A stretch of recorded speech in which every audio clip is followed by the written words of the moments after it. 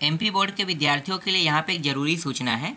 जैसे कि मैंने पिछले साल आप लोगों को प्रश्न बैंक का उत्तर प्रोवाइड किया था, इस साल भी मैं प्रश्न बैंक का उत्तर प्रोवाइड कराने जा रहा हूँ। तो चलो शुरू करते हैं। आप सभी को पता है कि प्रश्न बैंक आ चुका है, तो प्रश्न बैंक का उत्तर मैं आपको दे रहा हूँ। तो पहला प्रश्न देख लेते हैं, पट्टी कृषि किसे कहते हैं?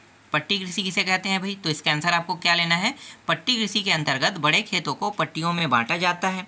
फसलों के बीच में घास की पट्टियाँ उगाई जाती है। ये पवनों द्वारा जनित बल को कमजोर करती है, इसे हम पट्टी कृषि कहते हैं। पहला प्रश्न का उत्तर आपको मिल गया। दूसरा प्रश्न देखते हैं। दूसरा प्रश्न है, समुच्च जुताई किसे कहते हैं? समुच्च जुताई किसे कहते हैं? तो इसका आंसर आपको क्या लिखना है? ढाल वाली भूमि पर समुच्च रेखाओं के समांतर हल चलाने से ढाल के साथ जल बहाव की गति घटती है, जो भारी वर्षा के समय में दरारों और नालियों के निर्माण को कम करती है, जिससे पानी को मिट्टी में बसने के लिए अधिक समय मिलता है। ये इसका आंसर है। इसके बाद देखो तीसरा प्रश्न। तीसरा प्रश्न क्या है भाई?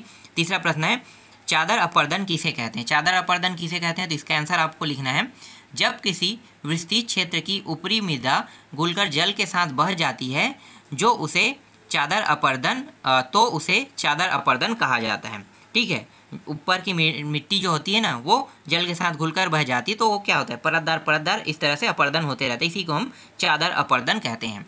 चलो आगे देखते हैं। चौथा प्रश्न, राष्ट्रीय संसाधन किसे कहते हैं? तो राष्ट्रीय संसाधन किसे कहेंगे? तो वे संसाधन, ठीक है, राष्ट्रीय संसाधन कहलाएगा जिनका स्वामित्व राष्ट्र के पास हो। उदाहरण के लिए सरकारी जमीन, सड़क, नहर, रेल। समझ में आ गई? ये सब के सब किसके पास है? राष्ट्र के पास। राष्ट्र का मतलब राष्ट्र इसका स्वामित्व है। इसका मतलब ये है कि सरकार के पास है। ठीक है, सरकार के पास, नॉर्मल शब्दों में आप समझ सकते हो, सरकार के पास, उसे ही हम क्या कहेंगे? राष्ट्रीय संसाधन कहेंगे। इसके बाद देखो नेक्स्ट प्रश्न। अगला प्रश्न क्या है? पांचवा जो है, मृदा निम्नीकरण से क्या आशा है? तो मृदा निम्नीकरण से क्या आशा है भाई? तो इसका आंसर आपको लिखना है, मृदा निम्नीकरण से तात्पर्य भूमि के उस निम्नीकरण से है जिसका मृदा यानी मिट्टी की उपजाऊ शक्ति कम हो जाती है, और ऐसी मिट्टी वाली भूमि में कृषि कार्य करना बिल्कुल कठिन हो जाता है। मृदा निम्नीकरण के अनेक कारण होते हैं। इन मुख्य कारणों में अत्यधिक खनन, अति पशुचारक, जलाकृतता, खरपतवार तथा औद्योगिकी गतिविधियां शामिल हैं। ठीक है, इस कारण क्या होता है? मृदा जो है निम्नीकरण हो जाता है, मतलब मृदा में उपजाऊ क्षमता कम हो जाना। ठीक है, निम्नीकरण का मतलब होता है मृदा में उपजाऊ क्षमता कम हो जाना। चलो आगे देखते हैं। इसके बाद छठवां प्रश्न देखो, उत्पत्ति के आधार पर संसाधन के प्रकार लिखे। उत्पत्ति के आधार पर संसाधन के प्रकार तो क्या है भाई? तो इसके दो प्रकार हैं, एक है जैव संसाधन और एक है अजैव संसाधन। पहले जैव संसाधन को देख लेते हैं। वे संसाधन जैव संसाधन कहलाते हैं जो जैव मंडल से मिलते हैं। उदाहरण मनुष्य, वनस्पति, मछली, प्राणी जात, पशुधन। ठीक है, तो ये प्रकृति में पाया जाता है, मतलब प्रकृति के द्वारा निर्माण किया गया है, जिसे हम भगवान कहते हैं ना, उनके द्वारा निर्माण किया गया है। जबकि अजैव संसाधन क्या होते हैं? ये भी भगवान के द्वारा ही निर्माण किया गया, लेकिन इसमें जीव नहीं होता है। ठीक है, जैव में जीव होता है, लेकिन इसमें जीव नहीं होता है। देखो क्या होगा, वैसे संसाधन अजैव संसाधन कहलाते हैं जो निर्मित पदार्थों से मिलते हैं। उदाहरण मिट्टी, हवा, पानी, धातु, पत्थर। ठीक है, इसमें जीव है क्या? नहीं है ना, तो इसे अजैव संसाधन कहेंगे। जैव का मतलब जीव होना, अजैव का मतलब जीव नहीं होना। इसके बाद नेक्स्ट प्रश्न देखो, अगला क्या है? कृषि के लिए अनुपलब्ध भूमि के कोई दो बिंदु लिखे। अब यहाँ पे इसका मैं डायरेक्ट आपको आंसर बता देता हूँ। यहाँ पे मैंने लगाया तो नहीं पेज। ठीक है, क्या होगा इसका आंसर मैं बता दें। देखो, अनुपलब्ध भूमि मतलब ऐसा जगह हमें बताना है भूमि में जहाँ पे कृषि नहीं कर सकते, जैसे कि मरुस्थल। ठीक है, मरुस्थल जहाँ पे रेत पाया जाता है, वहाँ पे कृषि नहीं किया जाता। वहाँ भूमि तो है, भूमि बहुत बड़ा है वहाँ पे, लेकिन पूरा रेत ही रेत भरा हुआ है। तो रेत ही रेत भरा है, इसलिए वहाँ पे कृषि करना पॉसिबल नहीं है। इसी तरह से दूसरा है पहाड़ों पे। पहाड़ों पे भी कृषि करना मुश्किल है, क्योंकि आसान नहीं होता। वहाँ कृषि होता है, ऐसा नहीं है कि कृषि नहीं होता, लेकिन बहुत कम कृषि होता है, इसलिए कृषि योग्य भूमि पहाड़ों पर भी नहीं है। दूसरा भी आपको पता चल गया। तो दो ही कहा था, दो आप इस तरह से लिख सकते हो।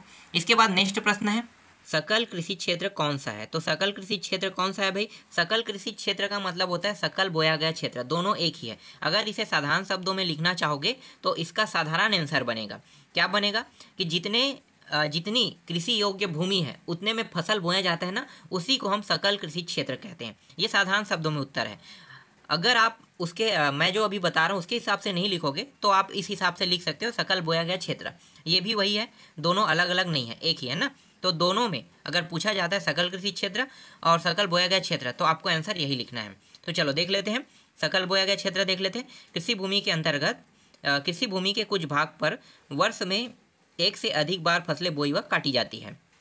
जितने भूभाग पर एक से अधिक बार फसलें बोई जाती है उतने ही बार कुल बोए गए क्षेत्र में जोड़ा जाता है। निवल बोया गया क्षेत्र, सकल बोया गया क्षेत्र शुद्ध अथवा निवल बोया गया क्षेत्र से अधिक होता है। तो ये इसका आंसर है। इसके बाद मरुस्थलीय मिट्टी व जलोढ़ मिट्टी में कोई दो अंतर देख लेते हैं। तो दो अंतर देखो, तो पहले देख लेते हैं जलोढ़ मिट्टी में। जलोढ़ मिट्टी अत्यंत महत्वपूर्ण मिट्टी है। यह भारत के बड़े भूभाग मतलब बड़े क्षेत्रों में यह मिट्टी पाई जाती है। इसके अंतर्गत 40% भाग सम्मिलित होता है। अब देख लेते हैं मरुस्थलीय मिट्टी। यह मिट्टी दक्षिण पश्चिम मानसून द्वारा कच्छ के रण की ओर से उड़कर भारत के पश्चिम शुष्क प्रदेश में जमा हुई है। इसके बाद दूसरा देख लेते हैं इसमें। इस मिट्टी, ये जलोढ़ के बारे में बता रहा हूँ ना, इस मिट्टी में विभिन्न मात्रा में रेत, गाद, मृतिका, चौक मिट्टी मिली होती है। जबकि मरुस्थलीय मिट्टी में सिर्फ क्या पाया जाता है, बालू के कण पाया जाता है। यहाँ पे देख सकते हैं यह बालू रेत प्रधान मिट्टी है जिसमें बालू के कण मोटे होते हैं। ठीक है, तो मरुस्थलीय मिट्टी में सिर्फ रेत पाए जाते हैं और कुछ नहीं। इसके बाद आगे देखो 10वां प्रश्न, बांगर मिट्टी और खादर मिट्टी में कोई दो अंतर लिखिए। ठीक है, तो बांगर और खादर में अंतर लिखने के लिए कहा है, इसको भी देख लेते हैं। तो यहाँ पे देखो बांगर मिट्टी क्या होता है भाई। बांगर मिट्टी ये पुरानी जलोढ़ मिट्टी वाले भूभाग है। इस प्रकार की जलोढ़ के लगातार एकत्रित होने पर छज्जे जैसी संरचना बन जाती है जो बाढ़ प्रभावी मैदान के स्तर जितनी ऊपर उड़ जाती है। कंकरों के संरक्षण के कारण यह जगह प्रातः अनुवर रहती है। और उसके बाद खादर देखो, नवीनतम और बाढ़ मैदान का युवा संग्रहण खादर कहलाता है। लगभग हर वर्ष इसकी मिट्टी बदलती रहती है। यह अतः यह उपजाऊ और प्रचुर पैदावार के लिए उपयुक्त है। तो इस तरह से अभी मैं आपको सिर्फ 10 प्रश्नों का उत्तर दे रहा हूँ, बाकी जो बचे उसको मैं आपको नेक्स्ट वीडियो में बताऊँगा।